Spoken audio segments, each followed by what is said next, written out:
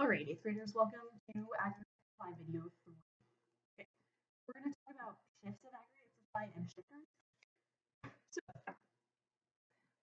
aggregate supply, as we've talked about before, is the curve that represents all of the producers in your country.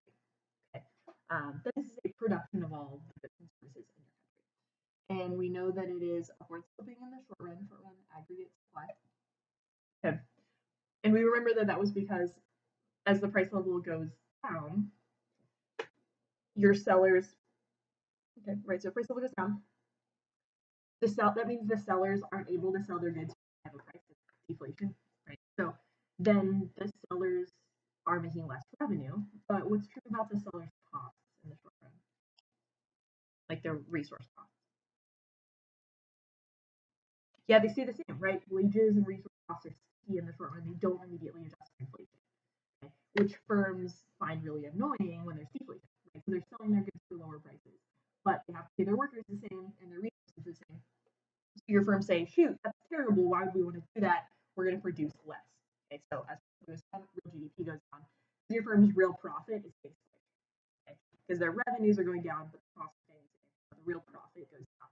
Okay, so there's that. That's why your short aggregate supply is upward sloping. Go see the first video if you're on that, because it's a super important mechanism. Make sure you're cool on that. Okay, then shifters. Okay, so short run aggregate supply shifts look a lot like aggregate supply shifts. So if we wanted to shift it out, we would go from SRAS1 to SRAS2. If we wanted to shift it in, we would go SRAS2 over here.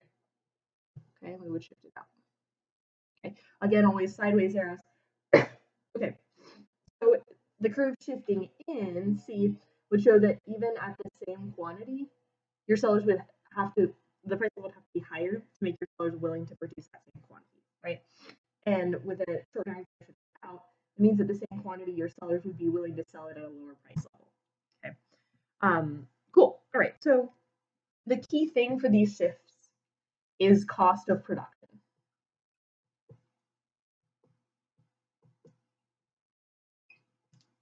Cost of production. Okay. Which is all the costs divided by units. Okay. All the costs divided by all the units that are sold. Okay. So anything that changes the cost of production, right, the cost per unit, changes how willing producers are to make it. Okay. So we're going to be thinking the same way we thought for supply and supply shifters, but we're just going to put it on steroids. Okay, we're going to make everything bigger, crazier. So supply shifts in micro markets make no difference in the overall market. Okay, so the cost of producing furniture increases. So what? No one cares. Right? Totally inconsequential in the grand scheme of all the things produced in your country. Okay. So we have to think really big for these supply shifts.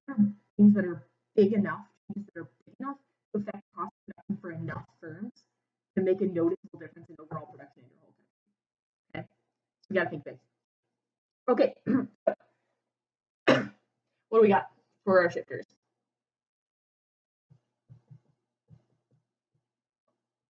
Okay, we talked about one in the first aggregate supply video. Yeah, resource cost. Okay, good. So number one, change in resource cost. Okay, so change in resource cost.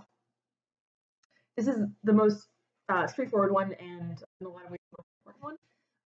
Okay, but remember, not all resource cost changes are going to make a difference in the aggregate. It has to be something that's big enough, an important enough resource that's used in enough production processes to make a difference here in the aggregate.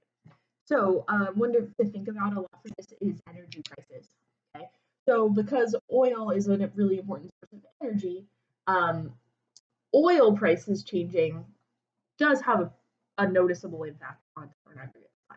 Okay, so if oil prices go down, then it's a lot easier for firms to produce, right? This major input for basically all production processes goes down.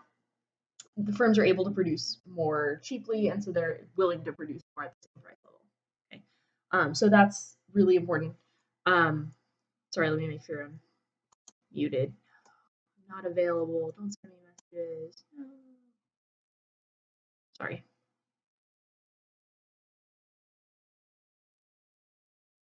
Okay. Okay. So energy, right? So like oil prices, big one. Okay. And then we'll talk a little bit later about an energy price spike in the 1970s that caused a recession in the United States.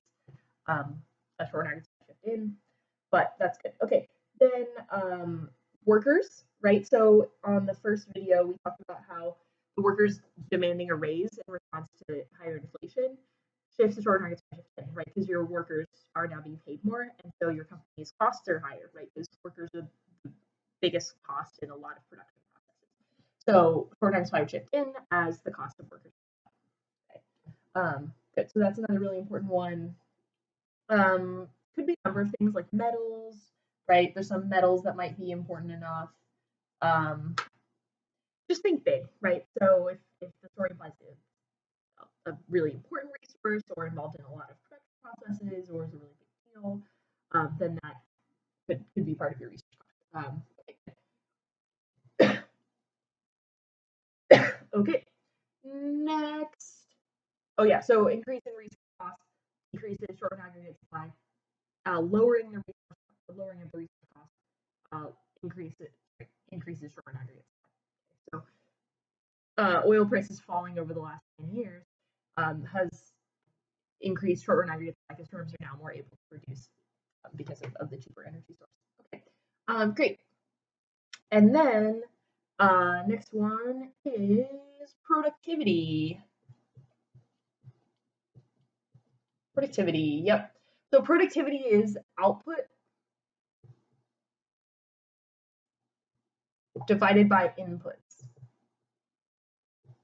Okay, or maybe outputs divided by inputs. Okay, so it's how much product your company makes from the resources it has. Okay, so again, this is aggregate, right? So we might describe it as the amount that is produced in the country divided by the amount of resources used. Okay, but obviously, the larger this fraction is, right, the more output you get from inputs, the more you're able to produce with the same amount of resources, which is amazing. Okay, so we want to maximize this. Okay, right? Any increase in this fraction is amazing. Okay, right. So remember, what are some things that increase productivity? Okay, capital is huge, right? Capital, um, like increase in training or skills of the workers, or right, so skills, which is human capital, right? Um, Innovations, right? Like the printing press. Okay, so again, these need to be big innovations, right? Big enough that it would make a difference in the aggregate. So, but yeah, but like the printing press, right? So being able to mass produce information in a way that was previously impossible greatly improved the ability of a lot of production processes to do what they needed to do. Okay, so it wasn't just that it's easier to print books, right? That wouldn't make a difference in the aggregate. Okay? But if the impact of the printing press is to increase productivity across a lot of different sectors, then that would increase short aggregate. Another big one is the assembly line. Okay, so things like the assembly line would be an example of an innovation that had a widespread impact. Assembly line, right? So Ford, making its Model T car, said, "Oh, hey, wouldn't it be cool if we split up our workers into different jobs instead of having one team make the car start to finish? Divide up the job, and that way, you just want their one little part, and they'll get really good at their one little part, right?" But then lots of other people realized, "Oh, hey, that's a great way to do production. Let's have a lot of our production done by this method of increased specialization and comparative advantage of the assembly line." So that allowed a lot of production processes to be more effective. Cool. Okay. So those sorts of things. Great. Then number 3. Okay, so number 3 is laws, taxes, and regulations. Okay. So number 3, change in laws. Okay. So yeah, these are things like taxes. Okay, so fairly obviously, oh, sorry, we're going to call this business taxes. Yeah, sorry, let's clarify that. It is important because changes in consumer taxes is an aggregate demand shifter, so watch out. But this is business taxes, sorry. business taxes. Okay, so higher business taxes means firms have less resources to produce, and so we would expect organic inflation in. If business taxes were lower, then we would expect firms to have more resources to produce and organic out. So that's a general thought about that relationship. Okay, which doesn't obviously mean it's always a good idea to lower business taxes. We need money for the government to do things if we expect the government to do things. So there's that. But this is thought to be a connection. And we did talk about this with the supply side economic theory. Okay, so there's that. All right, then we have regulations. So we talked about this a bunch before, but more burdensome, more tedious regulations means that firms have to put more effort into following those regulations and less effort into making what their customers want. So more burdensome regulations decreases short-run aggregate supply, while getting rid of burdensome regulations, streamlining them, making them more straightforward, companies can follow them easier, would increase short-run aggregate supply. Okay, so that's talked about that before. Pretty easy. Subsidies. Okay, so in the U.S. we subsidize certain markets, so like a lot of agricultural markets, farmers get subsidies. Electric cars get subsidies. There are a bunch of different markets that get particular subsidies, but it would be really expensive to do subsidies on a big enough scale to be noticeable in the aggregate. So some countries do it, like Venezuela. So some countries that call themselves socialist or communist have their government subsidizing a lot of things, but we don't do that in the U.S. So yeah, we won't list subsidies here because in the U.S. we don't do subsidies big enough to make a difference in the aggregate. Okay, then supply shocks. Okay, so supply shocks.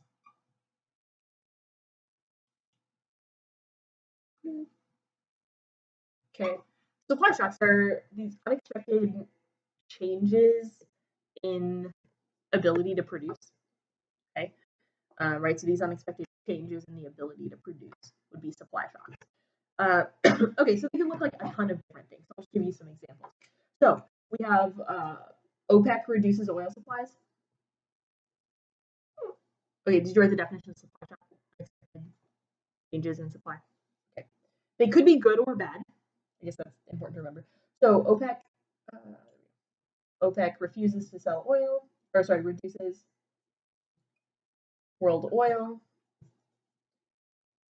Okay, so the Organization of Petroleum Exporting Countries we've talked about is a group of countries, and yeah, they're basically all authoritarian. Their government runs the oil production in their country, but these group of countries tried, at various times in history, have tried to cut production of oil to raise the prices of oil. Because they're an oligopoly market. And the history for oil production used to be really high until about 10 years ago. And so in the 1970s, 1973, to protest U.S. support of Israel, the Organization of Petroleum Exporting Countries refused to sell oil to the United States. Okay? And so oil prices in the U.S. skyrocketed. And as I said before, oil is a very important resource for a lot of production processes, very important source of energy. And so short-run aggregate supply shifted in. And so the United States had high inflation and a recession during that time. So we'll talk more about that with business cycles. But that was a shock to U.S. aggregate. Okay, another one is spring storm damages many crops. Okay, so if lots of crops get damaged, that would be big enough to be felt in the aggregate for an aggregate shift in. So spring storm destroys crops. Oops, spring storm destroys crops.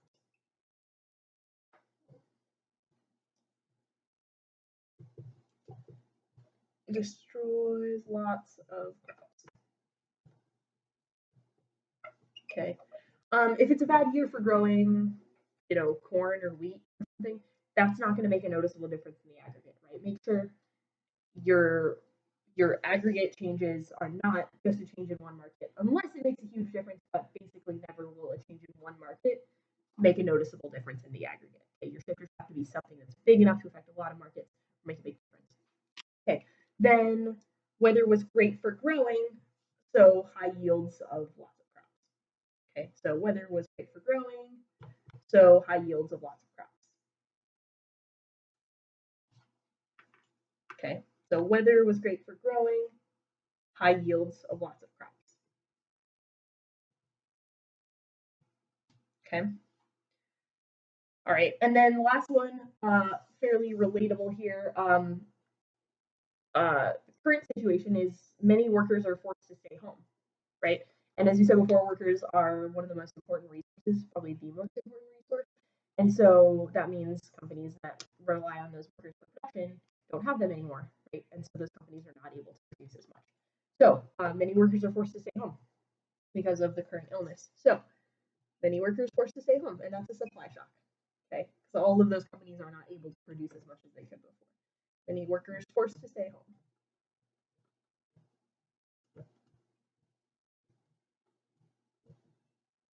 Okay, so obviously some workers can work from home, right? But some can't, right? Some companies need workers to be there at the store or the site doing the job, and the job doesn't get done if no one's there. Okay, so that's that. Cool. Oh, I guess I can go ahead and give you a practice. Let's do some practice.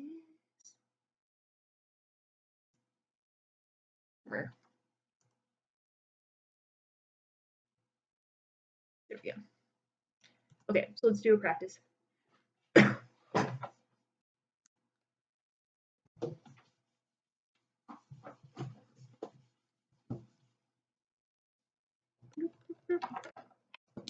Okay, so we always draw the graph first, right? So we have our GDP, PL, US economy, or whichever country you're talking about.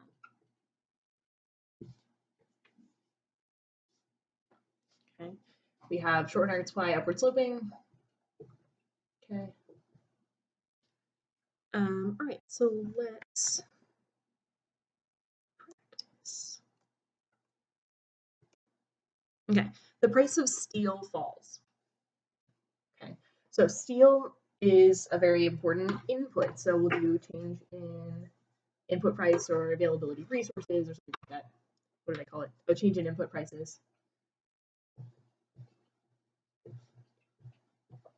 Okay, change in input prices. So if steel falls, I think, is it going to be easier or harder to produce than before? The answer is easier. Short aggregate spread ships out, SRAS2. Okay. All right, and then next one, workers demand a raise because they expect inflation to rise in the future. Okay. Workers demand a raise because they expect inflation to rise in the future.